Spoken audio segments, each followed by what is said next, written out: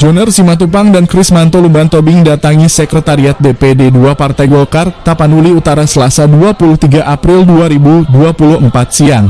Kehadiran mereka untuk mendaftarkan diri sebagai bakal calon (balon) Bupati Wakil Bupati pada pemilihan Kepala Daerah November 2024 mendatang. Pendaftaran kedua tokoh ini diterima unsur pengurus DPD 2 Partai Golkar Taput mulai dari Ketua FL Fernando Simajuntak, Ketua Tim Penjaringan Ferry Leonard Silitonga. Pendaftaran pertama dilakukan Joner Simatupang ditemani istri Boru Erika Ronia Simanurung, kemudian dilanjutkan Krismanto Lumbantobing ditemani istri Dewita Permatasari Tambunan dan ratusan simpatisan. Ketua Tim Penjaringan Jaringan Ferry Leonard Silitonga menyebut kalau pihaknya telah menerima sebanyak 5 orang yang mendaftar ke DPD 2 Partai Golkar Taput. Sejak dibuka pendaftaran hingga kini Selasa 23 April 2024 sudah ada 5 orang yang mendaftar. Namun untuk saat ini ada 2 tokoh yang datang yakni ST Joner Simatupang dan Krismanto Lumbantobing terang Ferry menjawab media ini Selasa siang. Pada kesempatan itu Joner Simatupang dan Krismanto Lumbantobing menyebut kalau pihaknya merasa terhormat dan bersukacita diterima sebagai balon Bupati dan Wakil Bupati Taput pada pemilu November 2024 mendatang dari Partai Golkar. Kami sangat bersukacita melakukan pendaftaran ke Partai Golkar sebagai balon Bupati Wakil Bupati Taput. Kelak kami berharap Partai Golkar nantinya memberikan rekomendasi kepada kami, ujar Joner Simatupang. Dia juga menyebut kalau pihaknya membawa visi Tapanuli Utara Bersinar atau Tabar, kelak kita membawa visi Tapanuli Bersinar untuk sejahtera, ujarnya. Dalam visi tersebut Joner juga menyusun 7 garis misi yakni optimalisasi pemerintah yang bersih dan berkarakter, kemudian membangun paradigma pemahaman masyarakat dengan prinsip bekerja dan berdoa, meningkatkan mutu pendidikan yang kredibilitas dan berprestasi. Selanjutnya meningkatkan pembangunan infrastruktur, memastikan terpenuhinya ketahanan pangan, mengembangkan pelayanan kesehatan dengan merata serta mewujudkan peningkatan kunjungan wisata. Sedangkan Krismanto Lumbantobing berharap Partai Golkar juga memberikan rekomendasi kepada dirinya untuk maju pilkada nanti membawa Taput bersinar lagi. Terima kasih atas sambutan Partai Golkar ini kepada kami. Kelak kami berharap mendapat rekomendasi untuk diusung pada Pilkada Taput nanti, kami tidak ragu lagi, sebab kami tahu Partai Golkar adalah partai besar, tandasnya. Merespon pendaftaran kedua tokoh itu, Ketua DPD 2 Partai Golkar Taput FL Fernando Simajuntak menyambut baik dan mengucapkan terima kasih atas waktunya dan kepercayaannya untuk mendaftar ke Partai Golkar. Untuk visi yang dibawakan Tapanuli Utara Bersinar, kata Fernando, memang belakangan ini Taput kurang bersinar. Mudah-mudahan nanti Taput kelak akan bersinar, tentunya harapan itu merupakan harapan masyarakat Taput secara umum. FL Fernando secara khusus mengucapkan terima kasih terhadap Krismanto yang berkenan mendaftarkan diri sebagai balon kepala daerah dari Partai Golkar. Reporter Palapa TV Edward JP Hutapea mengabarkan. Ada kita buat donor dari luar, sehingga ini tidak akan mengganggu anggaran daripada pemerintah di daerah secara khusus.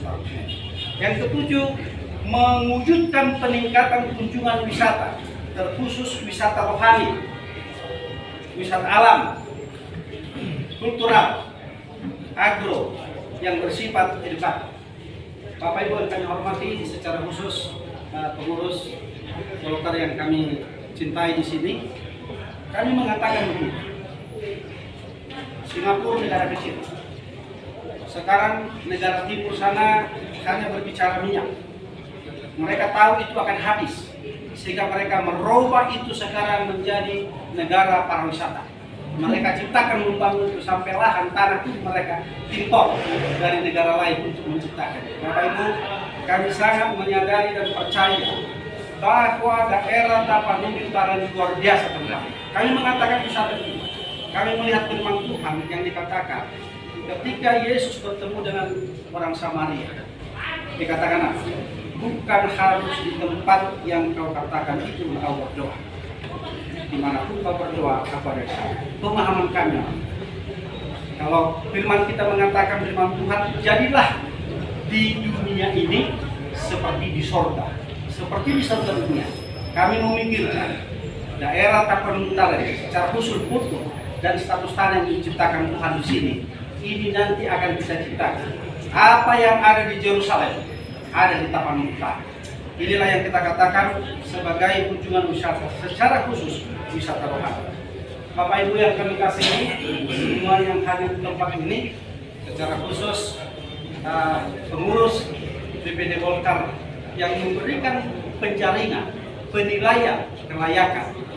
Kami akan berupaya dan kami terus meminta bimbingan arahan dari Bapak bagaimana untuk supaya visi-visi ini bisa lebih dipahami dan bisa kita laksanakan.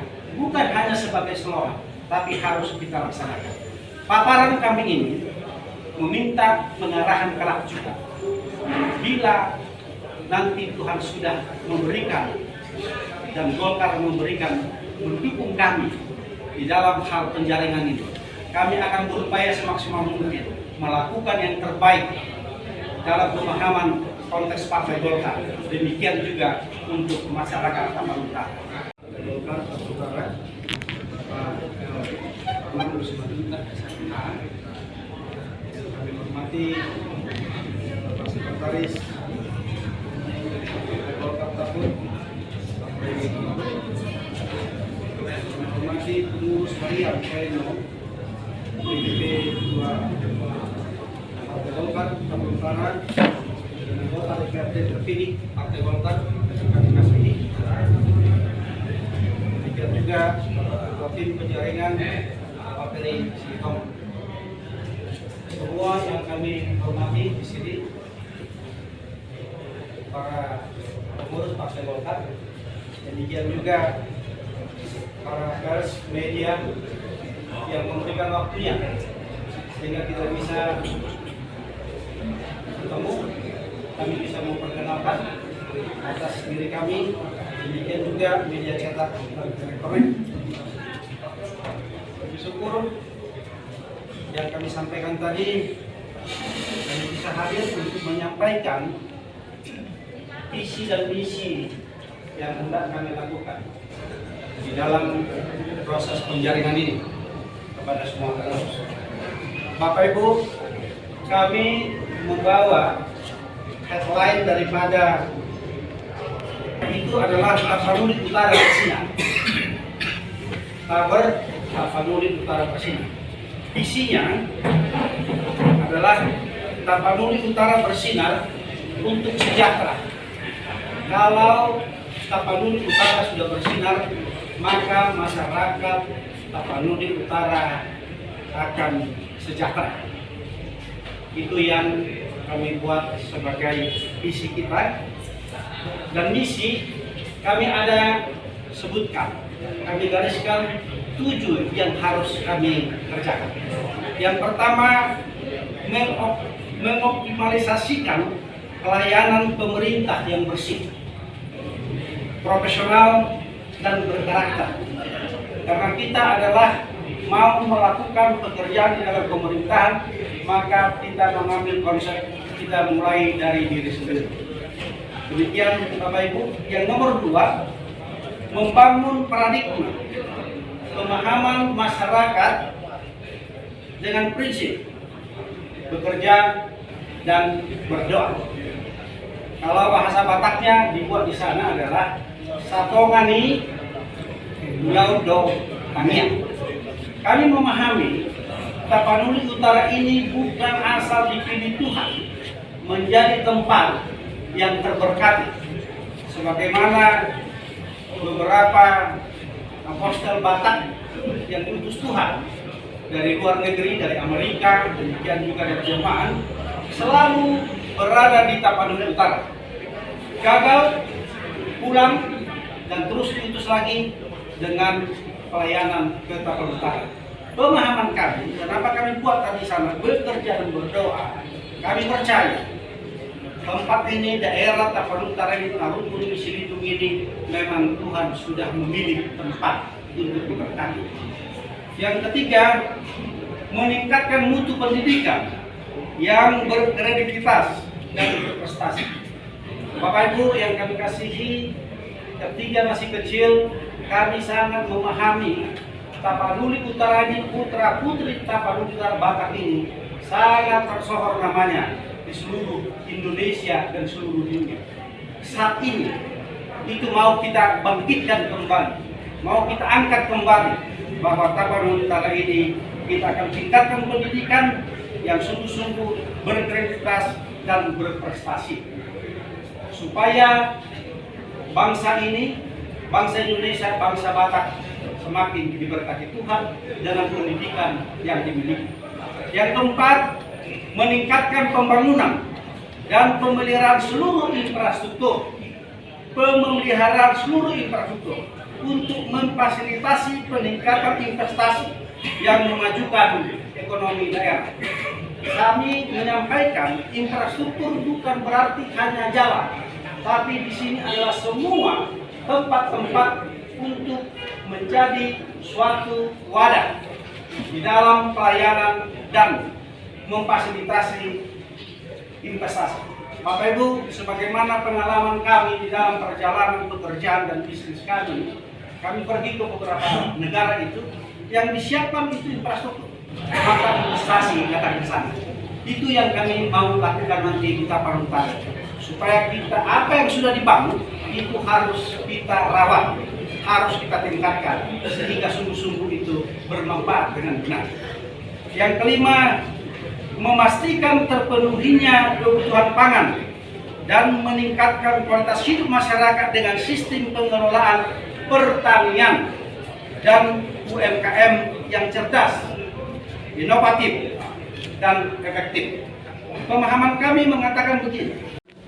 Pak Ferry Silitonga dan seluruh tim penjaringan yang ada di Golkar. Saya di sini Krismantul Bantobing beserta dengan teman-teman relawan dari Krismantul Bantobing ikut mendaftarkan diri di Golkar karena kami tahu Golkar adalah partai yang besar, partai yang dewasa, apalagi partai yang memiliki kader-kader yang terbaik. Kami yakin Partai Golkar akan mengusung kami, dan tadi juga sekretaris salah mengucap tadi,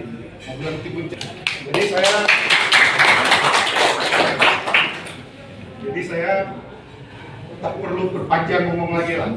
Saya berharap Golkar dapat mengusung kami, merekomendasikan kami untuk membawa Tapanuli Utara bersinar lagi. Terima kasih.